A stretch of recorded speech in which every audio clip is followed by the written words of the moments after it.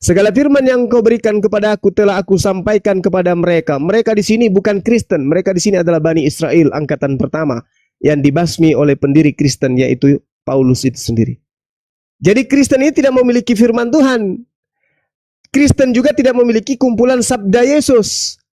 Tetapi Kristen hanya memiliki buku-buku sejarah yang dituliskan berdasarkan hasil penyelidikan, yang disusun berdasarkan clipping, lalu disatukan, lalu dianggap sebagai firman Tuhan untuk supaya bisa mengelabui manusia yang tidak berakal. Maka buku karangan-karangan ini dibumbuhi dengan terjemahan kitabnya orang Yahudi agar dianggap bahwa kitabnya mereka juga adalah firman Tuhan. Maka muncul istilah gereja yang tidak pernah muncul di kitabnya orang Yahudi, yaitu Perjanjian Lama dan Perjanjian Baru. Itu hanya akal-akalan Romawi Yunani untuk mengelabui manusia. Demikian. Terima kasih Bang Juma. Kita sambut dulu ya saudara kita yang baru masuk, Pak Solo Karir. Selamat malam. Selamat malam Bang. Halo. Beliau belum merespon. Selamat malam Pak. Oke. Silakan Bro Kenzo ditanggapi, kok bisa ada firman Tuhan seperti itu. Silakan. Ya, kita kan tahu firman Tuhan ini kan ada yang dari perkataan Yesus. Kalau Bang Juma tadi ya berkata bahwa firman yang diterima dari Bapaknya ada ayatnya, nggak salah sebuah itu.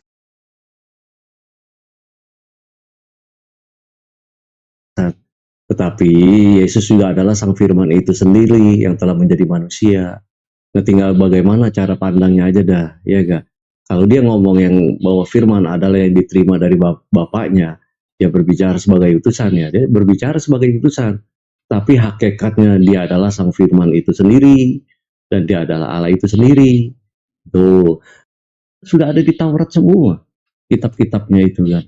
Ya kan, menceritakan tentang perjalanan Musa seperti itu, ya kan, tentang raja-raja yang terdahulu semuanya. Di situ kan ada semua itu, ya kan. Nah, bagian mana yang cerita tentang sejarah, yang tentang ini, tadi dalamnya juga ada tentang ada pesan-pesan dari dari firman Tuhannya, ya kan, dari Allah itu sendiri. Bagaimana Allah itu memberikan firman itu kepada Nabi Musa. Kan, tinggal dilihat aja bagian mana yang firman, bagian mana yang cerita tentang sejarah, kan gitu. Di situ kan dikumpulin, ya kan. Itulah kitab suci orang Kristen ya seperti ini gitu, ya kan. Oke. Ya masing-masing tinggal iman kitab suci masing-masing kan gitu. Ya kan, mengenai salah benernya apakah kita bacanya sudah benar atau sudah salah, kan gitu. Oke. Sebelum ke Bang Juma saya mau nanya berdua. Menurut Anda berdua nih, tulisan Paulus itu firman Tuhan atau bukan? Oh, pasti. Oke, artinya Paulus menerima firman dari Sang Pencipta, kemudian Paulus menulis, kemudian Paulus mengajarkan, begitu? Iya, pasti. Kalau nggak mungkin dia akan seperti, bahkan dulu dia ahli Taurat, dia Taurat juga, dia tekun, taat kan. Oke. Tapi karena dia telah mengenal Kristus, dia telah anggap itu semuanya sampah. Nah, dia bisa nulis surat-surat begitu banyak. Kalau bukan ada pewahyuan ilham dari Roh Kudus, nggak akan sanggup manusia tulis seperti itu. Oke, mengenai pembacaan tentang Paulus dianggap kontradiksi, dibentur sini, bentur sono, ya silakan, nggak apa-apa. Oke. Gitu. Tetapi kami mengimani bahwa Rasul Paulus itu ya, bagi kami ya Bapak Gereja yang bagus, ayatnya nggak ada yang kontradiksi. Baik. Cuman bagaimana kita memahami apa yang ditulis itu kan seperti itu. Oke, baik. Silakan Bang Juma ditanggapi. Paulus adalah rasul, menerima firman dari Sang Pencipta, kemudian menulis, kemudian diajarkan Bang Juma. Menurut informasi nih. Silakan. Ya, bagus. Pengakuan Anda itu membuktikan bahwa ternyata Paulus itu adalah nabi, tapi sayang dia adalah nabi palsu. Mustahil dia menerima ilham dari Tuhan kalau dia bukan nabi. Pahami itu dulu. Makanya ketika Yesus berkata, waspadalah kepada nabi-nabi palsu yang datang kepadamu, ya Anda sudah menyatakan sendiri malam ini. Nabi palsu yang dimaksud Yesus di sini adalah jelas Nabi Paulus. Anda nggak bisa lari. Anda sudah mengakui tadi bahwa Paulus itu menerima firman dari Roh Kudus lalu kemudian dia tuliskan. Di dalam kitabnya orang Yahudi, di Bilangan 12 nomor 6 ya, kalau nggak salah, diterangkan, bila di tengah-tengahmu ada seorang nabi, maka aku Tuhan akan menyatakan diri kepada dia dalam penglihatan dia dan akan berbicara melalui mimpi dia.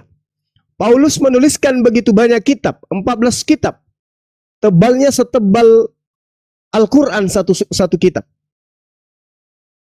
Dari mana ilmunya? Pewahyuan. Menurut dia. Dari mana ilmunya? Penglihatan. Dari mana ilmunya? Bisikan Roh Kudus. Berarti dia adalah nabi. Kisah Para Rasul 13 nomor 1. Paulus juga masuk dalam deretan nabi-nabi.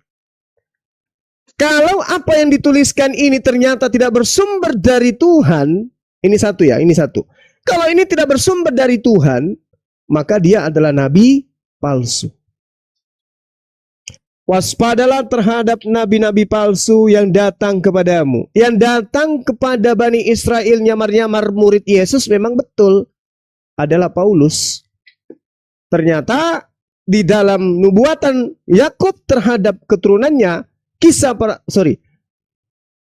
Kejadian 49 nomor 27, ketika kemudian Yakub memanggil semua anaknya dan meramalkan akan apa yang akan terjadi di masa depan anaknya, ternyata Yakub meramalkan Benyamin, keturunanmu akan berlaku seperti serigala, pada pagi hari dia merampas, malam hari dia akan membagikan hasil rampasannya. Betul saja. Paulus mengaku di dalam Filipi 3 sebagai keturunan daripada Benyamin. Roma 1 nomor 11 juga demikian adanya. Artinya, siapa keturunan Benyamin yang berlaku serigala? Paulus. Siapa yang datang mencabik-cabik murid Yesus? Paulus. Siapa yang merampas kitabnya orang Yahudi lalu menjual kepada Romawi? Paulus. Siapa yang menyeberangi lautan, menjelajahi daratan, mendirikan agama baru? Paulus.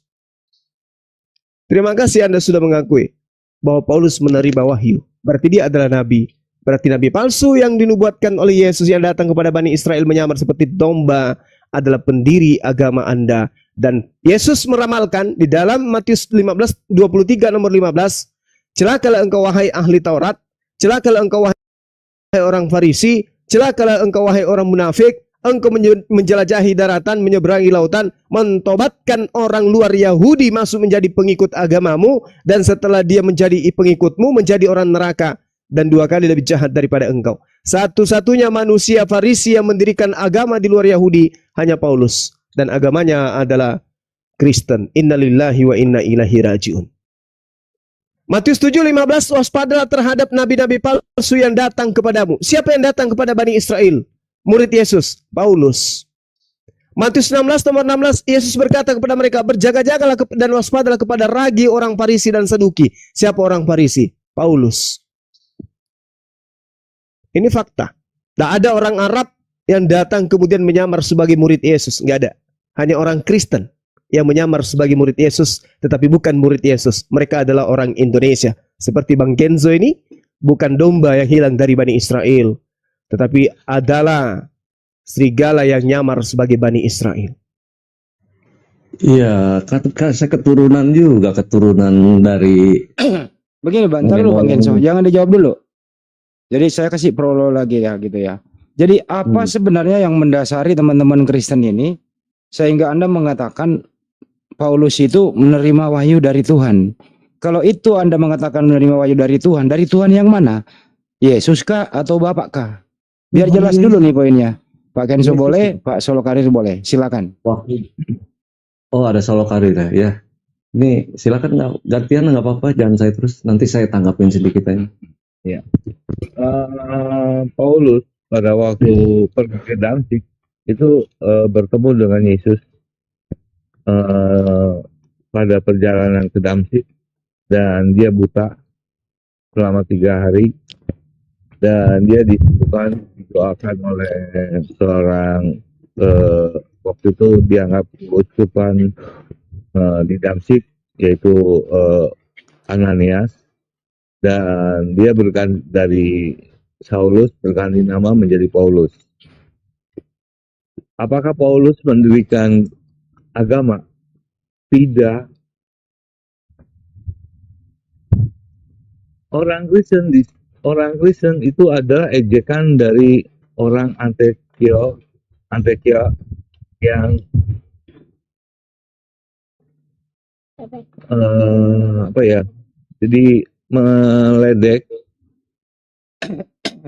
tiap orang yang percaya kepada Tuhan.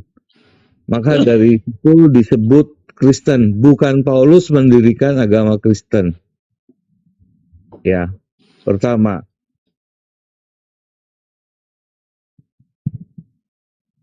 Kedua, Paulus mendapat wahyu untuk menuliskan surat-surat ada surat-surat di penjara dan ada juga surat-surat yang bukan dari penjara. Dan Yesus pun mengatakan kepada Ananias bahwa dia dipilih untuk ke bangsa-bangsa yang bukan Yahudi. Digarisbawahin bukan Yahudi. Jadi bukan bangsa Israel. Paulus bukan nabi, tapi rasul. Bang Suma tadi bilang nabi palsu.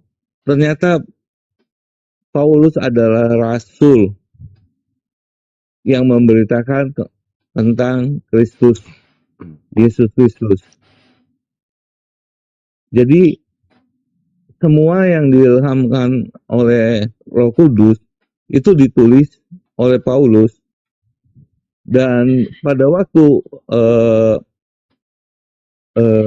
Yesus berbicara dengan Ananias, dia berkata bahwa dia akan menanggung banyak siksaan. Ternyata seumur hidupnya Paulus banyak sekali di penjara. Kenapa dia rela melakukan itu? Karena dia percaya bahwa Yesus adalah Tuhannya. Halo, hilang? Itu aja. Oke, makasih. Bang Juma, Ya. langsung direspon dulu. Tanggapi dikit yang Bang Juma yang apa keturunan apa sih tadi ya? Kita kan tahu ya Bang Juma ya, kalau semua manusia di muka bumi ini setelah zaman Nuh itu kan habis, ya kan, muncul kan adalah keturunan nih. Sem apa Fat atau apa sih dari tiga anak ini terpecah, ada kulit hitam, ada kulit putih, ada kulit apa juga tuh saya lupa ada deh. Nah, kita ini kan semua sumbernya dari situ gitu loh. Ya kan, bukan masalah apa bangsa ini, Bani Israel, Bani keturunan itu kan kita semua dari sini nih. Semuanya. Gitu. Ya. Sebelum ke Guru Zuma bisa saya respon host? Moderator? Silakan Bang. Ya, begini ya. Saya itu kadang-kadang kasihan ya dengan teman-teman apologet Kristen ya. Ya seperti inilah keadaannya.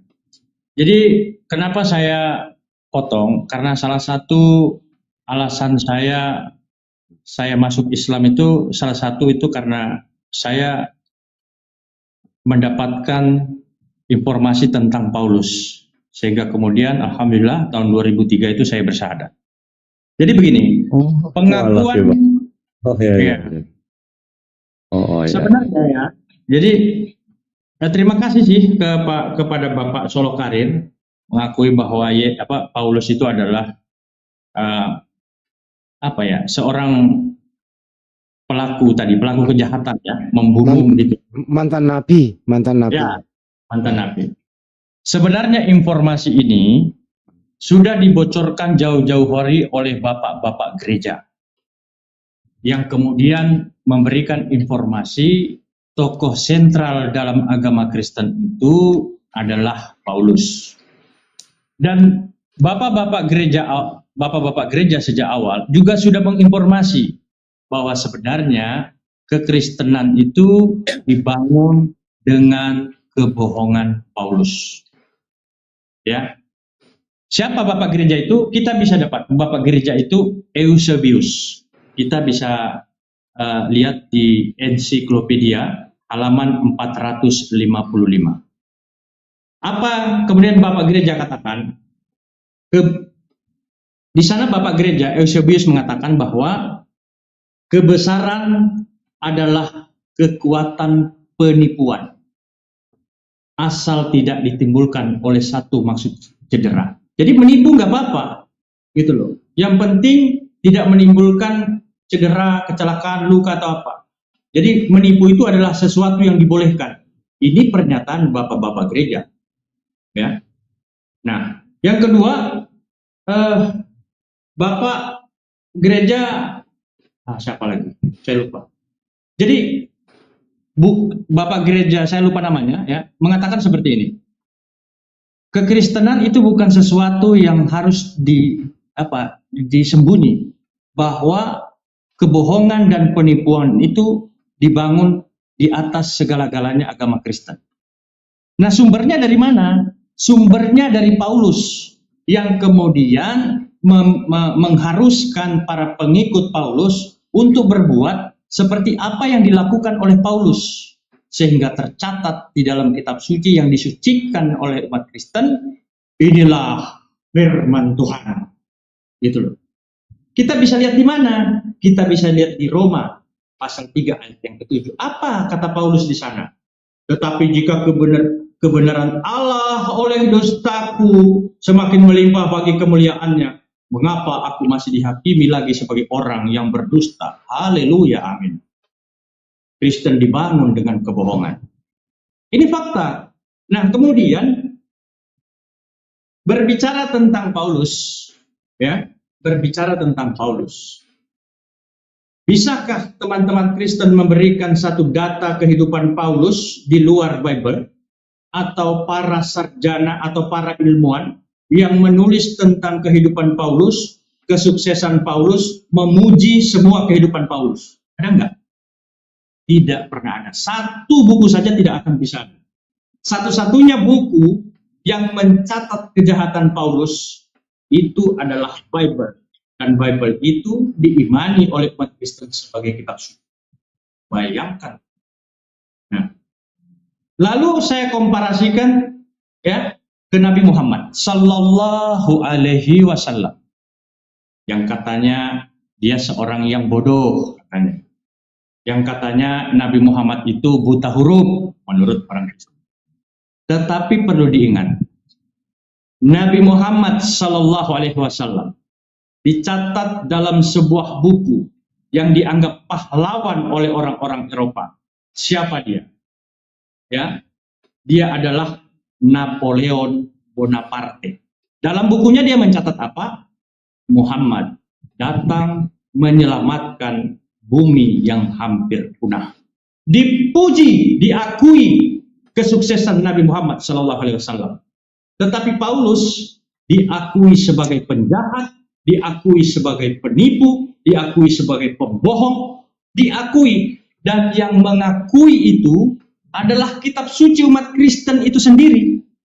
Gitu. Bayangkan dengan Nabi Muhammad tidak pernah disuruh oleh umat Islam, orang Kristen yang agamanya Kristen, ya. Michael Hart mencatat apa? 100 orang tersukses di bumi ini. Number 1, Nabi Muhammad Sallallahu Alaihi Wasallam. Yesus yang katanya Tuhan berada dalam urutan nomor 3. Dari fakta ini kita membuktikan bahwa Nabi Muhammad lebih hebat dari Yesus. Ya. Nah, terakhir saya mau katakan, saya setuju apa yang disampaikan oleh Guru Dazuma. Jelas kok di dalam Bible dikatakan Kristen itu datang dari Antioquia. Apa itu Antioquia? Antioquia itu adalah tempat di mana kehidupan Paulus. Kalau kemudian Kristen dinarasikan tidak pernah datang bawa agama, iya, karena Kristen itu bukan agama. Kristen itu adalah sebuah komunitas, di mana komunitas itu yang menjadi olok-olokan pada masanya. Jadi Kristen itu datang dari sebuah olok-olokan, ejekan. Jadi kata Kristen itu sebenarnya kata ejekan. Kenapa kata ejekan? Karena yang membangun agama Kristen itu orang yang pandai menipu, orang yang pandai berbohong, dan orang yang pandai berbuat kejahatan. Sesuai dengan apa yang tertulis di dalam kitab suci umat Kristen. Demikian. Oh, ternyata Bang Aristo ini mualaf. Ya nggak apa-apa sih, saya ucapin selamat keluar dari kasih karunia ya. Ya, tapi karena pindah Kristus karena ucapan bapak-bapak gereja ya sih itu ya kayak aja nggak apa-apa sih. Berarti bukan beriman sama Kristusnya gitu ya kan, langsung gitu ya kan. Ya kalau rasul ini kan hanya membawa pesan-pesannya aja ya kan. Ntar dulu Mengenai Bang Kenso, ini giliran Bang Juma. Oh, ya. Oke, Bang Juma direspon tadi mengenai Paulus ini, Bang Juma. Oke, baik. Jadi menarik pernyataan saudara Kenso, keluar dari kasih karunia. Kasih itu apa, Bang? Kasih itu adalah mentaati perintah-perintah Tuhan dan mentaati perintah utusan. Menyembah Yesus itu bukan perintah Tuhan, bukan perintah utusan, tapi perintah Bapak Paulus. Bukan kasih karunia. Saya katakan, dengarkan. Orang yang mu'alaf itu adalah orang yang masuk ke dunia manusia, keluar dari dunia kebinatangan. Sebaliknya orang yang murtad, orang yang meninggalkan dunia kemanusiaan menuju dunia kebinatangan. Tapi meskipun sudah jadi binatang, sehina-hinanya monyet, tidak ada monyet yang menyembah monyet. Berarti kedudukan murtadin lebih rendah daripada seekor kerah atau monyet. Pahami itu dulu.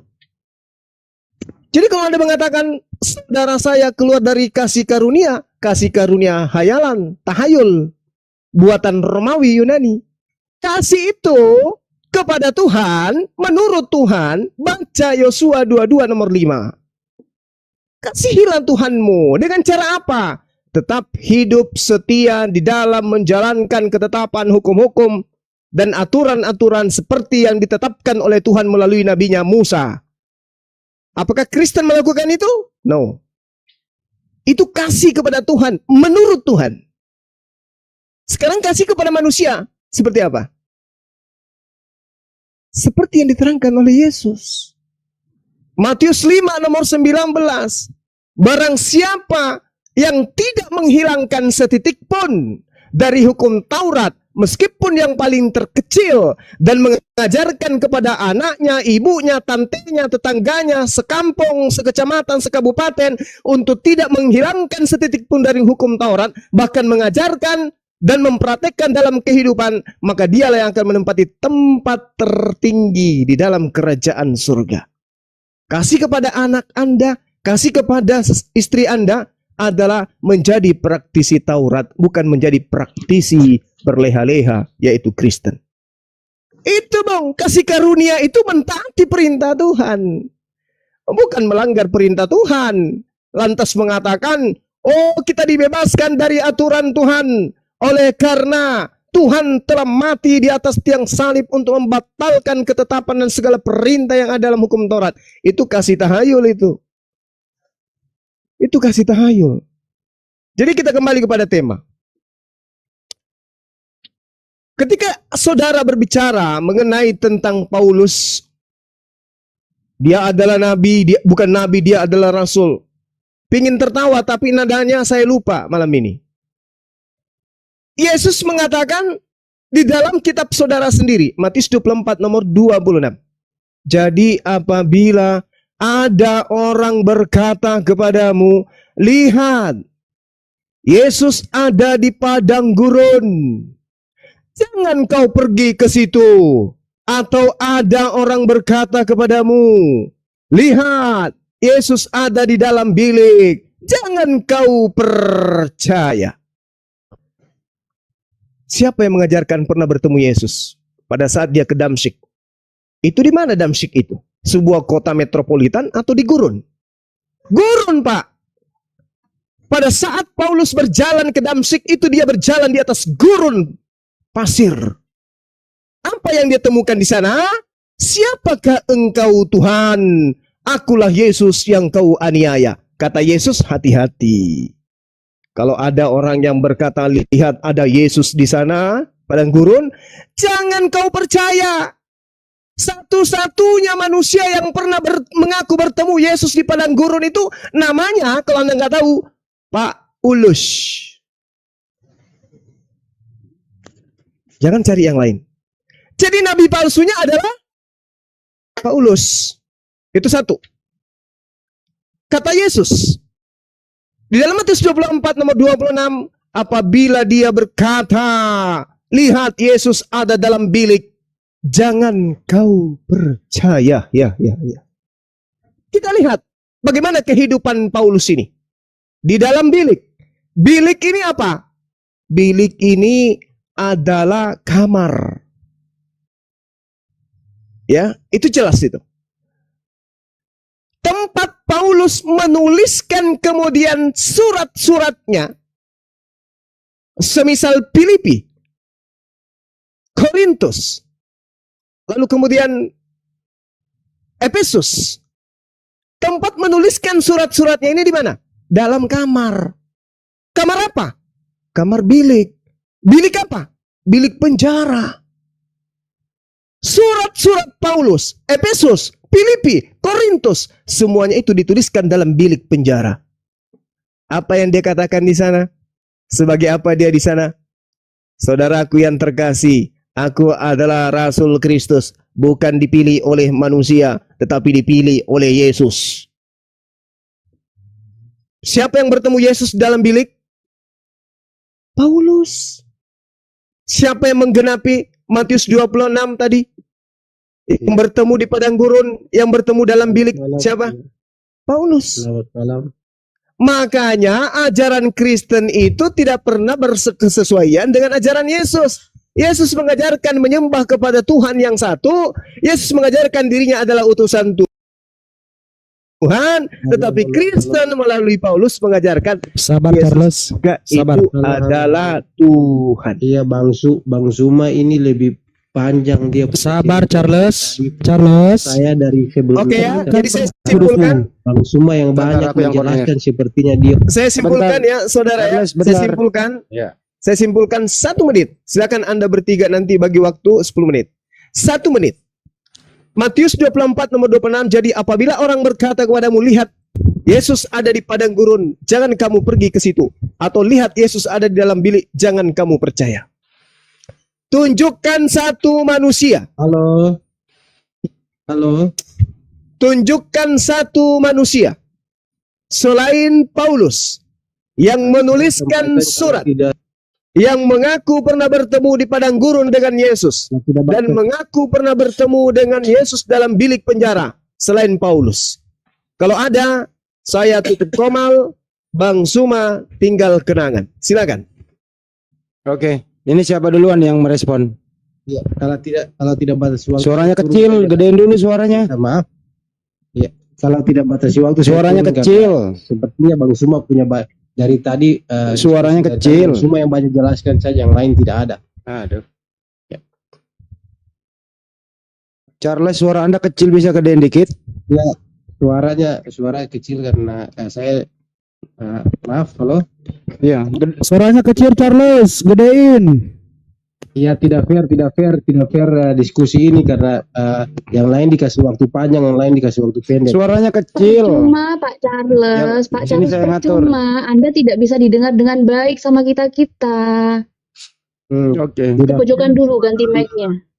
Iya, tidak fair suara, tidak fair ini ke diskusi karena yang lebih banyak Karena bicara Bapak Bang baru Suma. masuk, tidak tahu seperti apa tadi perdiskusian ini. Serahkan Saya sama Bapak saya. Charles baru masuk. Serahkan Bang Suma saja yang banyak bicara, yang lain dikasih waktu sedikit. Oke, Anda diam dulu ya Charles. Anda diam dulu ya. Silakan Pak Kenzo. Anda pakai saya turun. Kalau Anda nggak mau diatur, saya turunkan. 1. Mau diatur nggak? Nggak mau diatur Bang, ini. kira-kira ngerti gak apa arti kasih karunia itu? Kenapa Bro Kenzo? Anda bertanya? Iya, saya pengen tanya Bang Juma, mengerti gak apa arti makna kasih karunia itu? Saya yang Anda tanya, Iya. saya Apa ajari makna? ada 70 makna daripada dalam kitab saudara kata kasih karunia itu. Apa? Kuasa Allah yang senantiasa menyertai orang percaya melalui kehadiran Roh Kudus dalam melayani, menjalankan kehendak Allah dan seterusnya. Itu kasih karunia. Sekarang permasalahannya adalah Roh Kudus mana yang datang kepada orang-orang yang tidak bersunat, yang makan babi, yang ibadahnya tidak berdasarkan yang firman Tuhan. Roh Kudus Jadi mana gini, itu? Roh Bang suci. Juma. Jangan. Ya, saya jelasin kasih Silakan. karunia ya. Kasih karunia itu adalah segala sesuatu yang kita terima dengan cuma-cuma dari Allah. Contohnya apa? Ya kan? Kita nggak sanggup melakukan sesuatu. Ya kan? Kita jatuh dalam dosa. Jatuh dalam dosa. Jatuh dalam dosa. Tetapi oleh kasih karunia Allah, kita ditolong sama Allah. Sehingga kita dikuatkan supaya bisa lepas dari itu. Itulah namanya kasih karunia. Segala sesuatu yang kita tidak sanggup lakukan sebagai manusia, kelemahan kita sebagai seorang manusia, kasih karunia Allah turun akan kita sehingga dikasih dengan cuma-cuma sehingga kita mampu melakukan itu. Itulah kasih karunia, Bang Juma. Tapi itu hanya kasih hayalan, karunia. bukan? Bukan hanya hayalan, ini berbicara dengan kasih karunia. Misalnya coba saya buktikan. selalu nakal, Coba saya selalu buktikan. nakal, akhirnya Coba buktikan narasi Anda ada kasih karunia bagi orang yang kemudian meninggalkan hukum-hukum Tuhan. Di mana itu Bukan. tertulis? Coba. Bukan, saya berbicara kasih karunia itu definisi dalam keimanan kekristenan adalah seperti begini, Bang Juma. Saya cerita dalam diri saya sendiri. Bagaimana saya memperoleh kasih karunia itu? Dulu otak saya mesum, ya toh. Nah, Terus? oleh kasih karunia Allah, sehingga otak saya ini dikasih metanoia, sehingga tidak bisa berpikir mesum lagi, tidak frekuensinya tidak seperti dahulu lagi. Nah, itulah kasih karunia yang saya terima. Iya, tapi masih Nah, menyembah itulah manusia. Kasih karunia. Tapi masih Kasih menyembah karunia manusia. itu adalah pemberian dari Allah. Tapi masih Dengan menyembah cuma- manusia. Enggak, saya jelasin dulu, Bang Juma. Pemberian dari Allah langsung. Dari mana secara Anda tahu bahwa tiba-tiba. itu pemberian? Mana tahu itu pemberian setan? Oh, jelas dong. Kalau untuk kebaikan pasti itu dari Allah. Pasti. Bagaimana kalau misalnya berbicara iblis yang jahat, kemudian datang menyerupai ada malaikat. malaikat menyerupai iblis menyerupai malaikat terang itu ada. Iya, sekarang Anda masih Tetapi menyembah konsep manusia, kasih Yesus. karunia, Dengar dulu. konsep kasih Anda jangan jualan obat sama saya. Anda masih menyembah Bukan Yesus. obat, saya berbicara kasih Anda masih karunia. menyembah Yesus. Anda Apa? masih menyembah Yesus. Kalau saya menyembah Yesus, kalau dia itu Allah yang wah gitu. Karena dia Allah. Kalau Anda itu menyembah iman Yesus, kami. kasih karunia dari setan itu. Bukan iman kami terhadap bahwa Yesus itu adalah Allah. Itu Iman Anda itu adalah anugerah dari iblis itu. Lah, Bukan sekarang- kasih karunia Allah. Sekarang kenapa Bang Juma bisa menghakimi kalau Stop dulu iman ya. saya bahwa Gini. Karena itu pengakuan Yesus itu sendiri. bukan bahwa Yesus adalah Allah itu sendiri, aku adalah Alfa Oke, dan stop dulu ya. Aku Ini saya dan mau nanya Bapa. dulu kedua. Waduh. Sebentar Bro Kenzo, izin. Apakah menyembah Yesus itu adalah kasih karunia? Itu silakan dulu dijawab ini. Ya sekarang begini Bang Handi. Kalau kita menyembah Yesus, kalau Yesus itu adalah Allah, lah ini kan iman saya. Iya, berarti kasih Saya karunia kan menyembah sama Yesus ya. iman Itu saya. aja sih. Oke. Oh iya. Stop dulu ya. Karena Pak, banyak. Stop dulu Pak yang Kenzo, Anda berkata udah bahwa jawab. Yesus bahwa Allah itu sendiri juga banyak firman. Ya udah, Anda udah jawab. Menyembah Yesus adalah kasih karunia. Pak Solokarir dulu, Pak Solokarir. Kasih karunia ini begini Bang. Bro Kalau Kenzo, itu berbicara bentar ini. gantian Bro Kenzo. Ya, kasih karunia itu asumsi. Seenak-enaknya yang kau bicara lah. Yang Bukan paling indah, asumsi, paling bukan indah, asumsi. paling Ini bagus, bagus. paling lembut suaramu dibikin-bikin. Supaya Oh, orang sadar. bisa jatuh Bukan, cinta Juma. Saya dengan cuma kelembutanmu. kasih tahu. Sekarang Menurut kita kasih beri karunia Bang kesempatan Juma, dulu ke Pak Kamu Solokarir. mengatakan saudara saya tadi keluar dari kasih karunia. Saya jelaskan kasih karunia yang kamu maksud itu adalah kasih karunia iblis. Saya ya, menyangka menurut itu. Bang Juma kasih karunia iblis yang Menurut apa? Anda juga.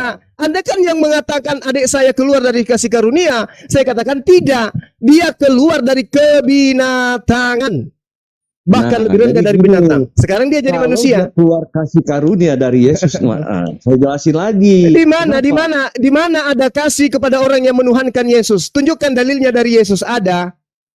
Sekarang begini, kalau Sekarang Bang gimana? Juma, gini, Bang Juma selalu bilang bahwa manusia dituhankan, bahwa Yesus manusia dituhankan. Bukannya Iya. kalau di kitab kami bahwa Yesus itu emang dia Allah itu sendiri, firman yang telah Di mana pada dalilnya? mulanya adalah firman. Di mana Firman, dalilnya? Yesus mengakui dirinya adalah Allah itu sendiri. Di mana itu? aku dan Bapa adalah satu. Satu apa? Satu apa? Ya berarti Ah. aku dan Bapa satu adalah dia Allah itu sendiri. Dari mana ceritanya dia adalah Bapa itu sendiri? Bagaimana dengan pengakuan Yesus aku dan Bapa makanya adalah dua? Bang Juma cara membaca Alkitab. Bagaimana pengakuan Gini, Yesus gini, aku gini. dan Biar Bapa saya- adalah dua? Gimana? Gini, biar saya gantian dulu Bang Juma. Nanti Bang Juma yang apa? Enggak. Penjual obat enggak lucu di sini mau dikasih ruang. Saya tanya kepada saudara, Sekarang, bagaana sekarang saya pengakuan membawakan- Yesus yang mengatakan sekarang dirinya saya aku dan membawakan Bapa ayat adalah saya. dua?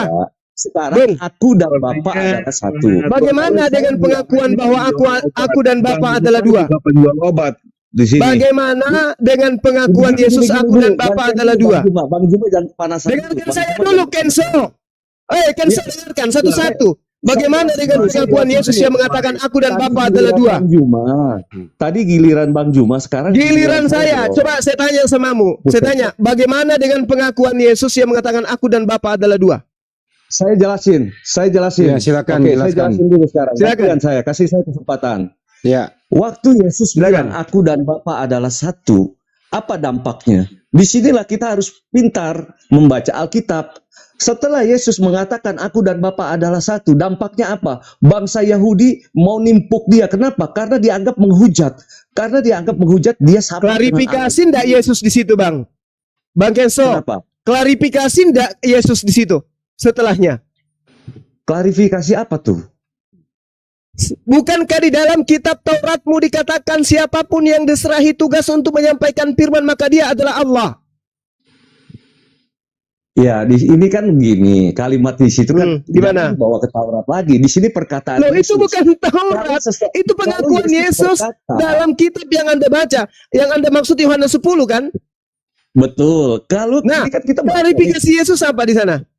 Yesus kan yang berkata, Mm-mm. aku dan Bapa adalah satu. Dia yang ngomong loh, aku dan Iya. Bapa adalah satu. Tapi Di Bani situ Israel salah Dia paham. mengatakan, di situ jelas Yesus mau mengatakan bahwa dia adalah Allah itu sendiri. Nenekmu kiper, kau Yang jangan toleransi nipu juga di ada. sini. Enggak. Enggak. Jangan kau nipu. Jangan kau Bukan nipu. menipu. Tidak laku jualan Itu kamu. ayat yang berbicara. Kamu Saya jangan nggak berhenti sampai di situ, Saudara Kenso. Baca data-data selanjutnya. Apa Nah, pengakuan saya Yesus? berbicara, Yesus yang berkata. Tadi kan abang suruh Nah, saya. sekarang dia mengaku di dalam Yohanes 10 nomor 34, 35, 36 itu siapa? Nah, sekarang kan abang tanya saya di mana Yesus yang mengatakan bahwa dia Allah kan gitu. Nah, saya Lah, dia hanya mengatakan aku dan Bapa adalah satu. Jadi kalau saya mengatakan aku dan Kenso adalah satu, berarti aku adalah Kenso gitu. Oh bukan, jadi gini bang, Lah, makanya perbedaannya gini bang. Kalau Allah di dalam kita, gini, Dasar. ada di dalam kita, Allah ada di dalam kita itu wajar. Allah ada di dalam kita, di mana? Di hati kita, ya kan itu. Jadi bisa. satu yang Tetapi Anda kita- maksud ini apa? Tapi kalau kita di dalam Allah, itu nggak Satu bisa. yang Anda Tapi maksud kalau ini Allah apa? Di dalam kita itu boleh. Itulah bang. Kamu bangsa tidak ada Yahudi status, dianggap menghujat. status Anda di sini bukan sedang mengajar, Bung. Lah saya kan Oke. hanya menjelaskan. Kita Tidak kan ada yang diskusi. bisa kau ajari di sini. Level Ya, pengetahuan ya, terendah saya di tadi Komal kita ini diskusi, tentang Bang Bible, Juma. Anda yang terendah. Paham? Sekarang Iya, saya tanya, saya- ketika saya- Yesus mengatakan saya- aku dan Bapa adalah saya- satu, maksud saya- Yesus saya- itu satu saya- apa? Hei, Saya kan hanya Maksud Yesus menjelaskan mengatakan bahwa satu aku itu- dan Bapa. maksud Yesus mengatakan satu itu satu apa? Oh, dia Allah itu sendiri. Kenapa? Dampaknya apa? Orang Yahudi marah. Lah. Kenapa? Karena dianggap Allah itu sendiri. Ai, Harus harus dasar Ya, itu otak kan separuh, kita- otak separuh. aja. Tidak terdesak, dia Oke, pasti cukup ya, Pak ketawa-ketawa. Kenso. Silakan Otakmu Pak separuh, Solokarir Bang lagi. Kenso. Pak Solokarir dulu, Otakmu silakan. separuh, Bang. Kamu tidak berani membaca pengakuan Yesus ketika dituduh ingin dilempari batu. Apa pengakuan Yesus? Mengapa kau ingin melempari aku batu? Bukankah Oke. di dalam kitab Tauratmu dikatakan siapapun yang diserahi tugas untuk menyampaikan firman, maka dia adalah Tuhan dan maka dia adalah Allah dan keputusan itu tidak bisa diganggu gugat. Lantas kenapa Nah, kau mengatakan oke. aku ini menyamakan diriku dengan Tuhan? Itu klarifikasi Yesus. Kenapa Anda nggak berani Iya. membaca data selanjutnya? Kenapa? Kenapa? Bukannya kenapa? Kita berbicara di situ Yesus yang ngomong sendiri, aku dan Bapa adalah satu. Ayat itu Klarifikasi menerangkan apa? setelahnya apa? Hei, klarifikasi Mau Yesus setelahnya apa? Juga, tinggal dibaca aja klarifikasinya menunjukkan Oke, silakan. apa, gitu loh. Silakan. Di situ Nah, silakan Anda baca. klarifikasi apa? Silakan. Baca nomor Ayatnya 34 berapa? sampai Dalilnya 36. Silakan. berapa? Saya baca 34 dulu ya. Dalilnya mana? Dalilnya. Sebentar saya bacain dulu biar nggak stuck di sini ya. Kata Yesus kepada mereka, tidakkah ada tertulis dalam kitab Taurat, kamu, aku telah berfirman, kamu adalah Allah. Jikalau mereka kepada siapa firman itu disampaikan, disebut Allah, sedangkan kitab suci tidak dapat dibatalkan. Bagaimana itu? Itu ayat berapa, Bang? Biar saya baca dulu, Bang. Jadi Itu kan tadi, kita bro. konteks 34 sampai 35. Ternyata Anda beriman buta Anda nggak ngerti kitab Anda sendiri. lah yang saya ngerti ya saya ngerti dong, Bang. Daripada saya ngerti tapi saya menyalahkan tulisan itu, lebih baik saya dong. Ya kan? Daripada kita mengerti tapi kita nggak tahu maknanya tapi kita seleweng gitu loh. Kan begitu. Ini aja. Siapa yang Ini apa maknanya ini? Yesus mengatakan ini. Coba. Iya, Coba. Yesus mengatakan. Coba apa maknanya ini Yohanes 10? Ya, 10:30 ya. 10:30 saya bacain dulu nih. Kan tadi ditanya, aku dan Bapa adalah satu. Sekali lagi orang Yahudi Ya, mengambil terus? batu untuk melempari Yesus, ya kan? Nah, di sini kenapa mau dilemparin batu? Dia bilang, kita kan baca ini dampaknya Kenapa? apa nih? Kenapa mau dilempar batu? Karena orang Yahudi menganggap Yesus itu mau menyamakan dia dengan Allah itu. Nah, itu udah. Salah Orang paham Yahudi dah orang percaya? Yahudi. Orang Yahudi percaya? Salah paham dah orang Yahudi itu.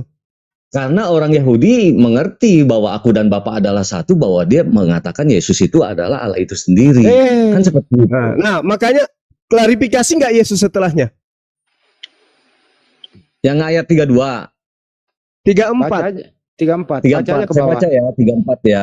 Ya, Ya. sekarang klarifikasi, tapi kita juga mesti ngerti dulu. 30 ini di sini Yesus sendiri yang udah ngomong bahwa dia adalah Allah itu Iya, sendiri. udah baca ke bawah Iya, lagi. dia tidak mengatakan dia adalah Allah itu sendiri. La haula wala quwata illa billah. Dia mengatakan pada mereka. aku tidak berkata astagfirullahalazim. Ya udahlah. Suka-suka Baca kamu dulu lah ke bawahnya, nyebab Bang. dia. So, bro, Kata baca ke bawahnya Yesus dulu kepada- coba. Bahlul juga ini. Betul Baca ke kata bawahnya Dinda, dulu. tidak bahlul orang. Kalau Coba tidak baca ke Kristen bawahnya. tidak bahlul orang kalau tidak Kristen. Coba baca 34-nya, bro. Coba saya tanggapi boleh? Bentar dulu. Bentar Dinda, biar dulu dia baca. Ya, Dia 34 baca dulu. dulu Dinda, dia baca dulu. Mudah-mudahan biarin dulu. otaknya masih Ya. berfungsi si Kenzo ini. Baca Kenzo. Kata Yesus Nomor 34. kepada mereka, tidakkah ada tertulis dalam kitab Taurat kamu, aku telah berfirman, karena aku telah berfirman, kamu adalah Allah. Nah, ini Allah apa nih maksudnya nih? Yang di sini Baca Huruf kecil. baca terus. Ah, Baca terus. jikalau Baca. mereka kepada siapa firman itu disampaikan disebut Allah, Allah di sini huruf kecil nih, sedang kitab suci tidak dapat dibatalkan. Nah, di sini saya belum mengerti ayat 34 35 34 Oh, dia belum yang mengerti, saya Banyuma. paham. Oke. Aku dan Bapa adalah satu. Kembali Di lagi situ. ke atas dia. Ya udah kalau Anda nggak ngerti, Bro Kenzo kasih Banjuma lagi dulu ya, gantian ya. Bisa langsung saya Bro. saya Bro Kenzo. Bro Kenzo saya moderator. Anda kan nggak ngerti di bawahnya nih, biar Banjuma yang jelasin Ya. karena Anda nggak ngerti. Oke, silakan Banjuma lagi. Monggo. Oke. Jadi ketika dikatakan di sana ya di dalam Yohanes 10 yang dibacakan tadi, itu kan sudah sangat jelas bahwasanya Yesus dituduh menyamakan dirinya dengan Tuhan. Aku dan Bapa adalah satu. Sekali lagi orang Yahudi mengambil batu untuk melempari Yesus. Kata Yesus kepada mereka, banyak pekerjaan baik yang berasal dari Bapakku yang kuperlihatkan kepadamu. Pekerjaan manakah di antaranya yang menyebabkan kamu mau melempari aku? Jawab orang Yahudi, bukan karena suatu pekerjaan baik sehingga kami mau melempari engkau batu, melainkan karena engkau menghujat Allah dan karena engkau sekalipun hanya seorang manusia saja menyamakan dirimu dengan Allah. Sudah jelas sekali di sini 34 33-nya. Bener Oke. kan Siapa orang yang- bangsa Yahudi. Diam dulu. Lamiaju, dengarkan saya, dengarkan saya. Dengar- Siapa yang menuduh Yesus menyamakan dirinya dengan Allah? Siapa yang menuduh? Ini kan jelas mesti jawab orang Yahudi itu, ya kan? Bukan karena Orang Yahudi, yang lain. or- Maka orang kamu Yahudi mencari menuduh Yesus menyamakan dirinya dengan Allah. Betul? Iya, karena kan Yesus yang ngomong nih, gua Allah, aku dan Bapa adalah satu. Yesus Iya. sendiri yang ngomong, mau percaya nggak Iya. percaya ya sudah. Terus Nah, orang dikonfirmasi Yahudi nih sama ingin orang melempari Yahudi. batu karena menurut orang Yahudi pengakuan Yesus aku dan Bapa adalah satu itu sama halnya menyamakan dirinya Yesus dengan Allah. Betul? Betul. Betul, karena emang dia Nah. Allah. Lalu Yesus mengatakan, "Yes, aku ini memang Allah." Begitu ya? Betul. Jadi kan aku dan Bapa adalah satu. Kenapa Enggak, saya tanya dulu, Kenzo. Saya tanya dulu. Ketika orang Yahudi mengatakan bukan karena pekerjaan, tetapi karena kau hanya manusia, tetapi kau menyamakan dirimu dengan Allah. Apa jawaban Yesus? Apakah dia mengatakan, ya memang karena aku ini adalah Allah. Kau mau apa? Memang gitu jawaban Yesus atau ada jawaban lain? Ada Di sini kan Ada Ya, jawaban kalau- lainnya, Bung. Ketika orang Yahudi mengatakan, bukan karena pekerjaanmu, wahai Yesus, tapi karena engkau menghujat Allah. Karena kau hanya manusia, tapi kau menyamakan dirimu dengan Allah. Apa yang klarifikasi Yesus? Tidakkah di dalam kitab Taurat kalian bahwa siapa yang diberikan firman untuk disampaikan, maka dia adalah Allah. Jikalau mereka kepada siapa firman itu disampaikan disebut Allah, sedang ketetapan itu tidak bisa dibatalkan. Masihkah kamu berkata kepada dia yang dikuduskan oleh Bapa, yang telah diutusnya ke dalam dunia, engkau menghujat Allah? Karena aku berkata aku adalah anak Allah. Maksudnya Yesus, bukankah di dalam kitab Tauratmu dikatakan, siapapun yang diserahi tugas menyampaikan firman, maka dia disebut Allah. Lalu kenapa ketika aku mengatakan aku dan Bapa adalah satu, kamu masih menganggap aku menyetarakan diriku dengan Allah? Siapapun yang diserahi tugas menyampaikan firman, maka dia disebut Allah. Lalu kenapa kau mengatakan aku menyamakan diriku dengan Allah? Karena saya mengatakan diriku adalah satu dengan Bapa. Padahal Yesus mengatakan di dalam Yohanes 17:21, supaya mereka semua menjadi satu, sama seperti engkau ya Bapa di dalam aku dan aku di dalam engkau, agar mereka juga ada di dalam kita. Aku dan mereka dan engkau adalah satu. Apakah berarti murid-murid Yesus juga adalah Tuhan? Karena mereka satu. Yohanes ya, 17:21. aku dan mereka adalah satu. Ini kan karena mereka kan milik kepunyaan Kristus. Jadi Berarti mereka juga Tuhan. bukan. Kalau Lalu kan apa saya sudah bedanya? bilang tadi, Apa bedanya dengan Yesus? Kalau aku dan Bapa adalah satu, ya kan? Di sini sudah jelas lah. Orang bangsa Yahudi menganggap Yesus yang ngomong sendiri tuh, aku dan Bapa adalah satu. Mana ada manusia yang berani ngomong aku dan Bapa adalah satu? Justru Musa mengaku aku adalah Allah. Iya. Itu saya nggak tahu dah ya. Kalau Musa itu, Ya kau belajar. saya tahu di sini aku dan Bapa adalah satu. Bang Juma tadi nanya saya mana Yesus mengatakan dirinya Tuhan. Oh bukan, Saya bawa kamu salah, juga. kamu salah, kamu salah. Yohanes Kamu salah, kamu salah. Otakmu bocor sebelah kiri dan kanan. Ketika saya mengatakan mana pengakuan Yesus dia adalah Tuhan, kamu membawa narasi aku dan Bapa adalah satu. Artinya Yesus adalah Tuhan. Iya. Anda berarti Sekarang bahlul. saya bilang, Dengarkan, dengarkan. adalah firman Dengarkan. bersama-sama dengan Allah dan firman itu adalah Allah dan firman itu menjadi manusia. Di sini jelas sekali kalau dia itu adalah Allah, sang firman dia adalah Allah itu sendiri. Oke, Ya. baik. Itu kan Baik. balik lagi ngomong. Di Baik. mana Yesus sendiri yang Dengarkan, yang dengarkan. berbicara. Bahlul, dengarkan. Ketika Yesus mengatakan Nggak tidak usah dapat ngomong berbuat dulu, apa-apa balik dari dulu, dirinya santai sendiri. aja, jangan panas-panas. Bahlul, ketika Yesus mengatakan aku tidak dapat berbuat apa-apa dari diri sendiri, apakah Bapak Iya. demikian adanya? Karena dia seorang utusan Filipi Tadi 2. katanya satu, Tuyul. Tadi katanya satu. Tadi katanya satu. Sebagai Tadi utusan. katanya satu. Berbicara sebagai utusan ya harus ngomong seperti itu sebagai Jadi yang utusan. tadi mengaku satu dengan Bapak itu utusan atau bukan? Aku dan Bapa adalah satu. Di situ dia menunjukkan bahwa dia itu sang Allah itu sendiri. Ya cocok pada mulanya firman. Kalau dia sang Allah itu sendiri, kenapa dia tidak bisa berbuat apa-apa dari dirinya sendiri? Filipi 2 ayat 6. Kosongkan diri. Iya. Walaupun dalam kesetaraan Allah. Ya, Aduh, Kenso. Sekarang saya dengarkan Kenso, supaya kau bisa kembali waras. Di dalam Yohanes 8, kamu nggak waras. Kamu nggak waras. Iya. Kalau kamu waras, nggak mungkin kamu menuhankan anak Maria. Yohanes 8 emang nomor betul. 16. Dengarkan. Dan jikalau aku menghakimi, maka penghakimanku itu benar. Sebab aku tidak seorang diri. Ada berapa orang Yesus di situ pada saat dia berkata begitu? Ayat berapa, Bang? Baru mau belajar, tapi sok tahu. Yohanes 8 nomor 16. Bukan setahu. Yohanes Kan yang 8, bawa. 16. Yang bawa ya saya harus. Saya yang ngajarin kamu, nggak usah banyak cerita. Gratis ini, kau nggak usah perlu bayar perpuluhan sama saya. Yohanes 8. Kenso, dengarkan. Jangan sampai mulut kau robek sampai kuping.